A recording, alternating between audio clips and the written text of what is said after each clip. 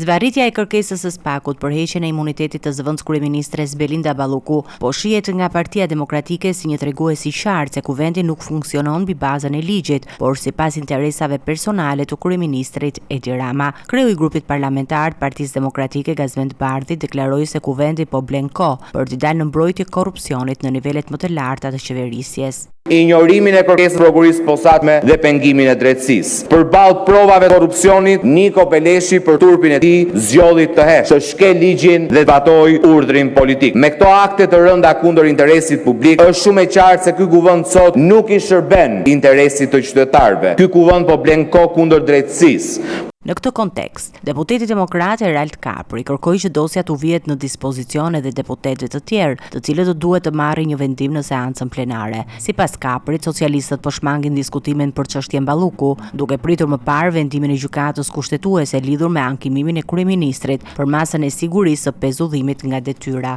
Heqjen e imunitetit të Tonjës Balluku, edhe pjesa tjetër zoti kryetar është, ju lutem shumë, na bëni transparencë dosjen që ka sjell prokuroria, ka sjell për 140 deputetët, ne kemi bërë një kërkesë për ta marrë atë dosje, jemi të gatshëm të nënshkruajmë për sekretin hetimor të asaj dosje. Këto reagime vijnë një ditë para mbledhjes së deputetëve, prokurorëve të SPAK-ut dhe avokatit të mbrojtjes të Belinda Ballukut, ku pritet të diskutohet dosja voluminoze për rreth 16.000 faqesh, mbi bazën e së cilës prokuroria e posaçme ka kërkuar arrestimin e numrit 2 të qeverisë.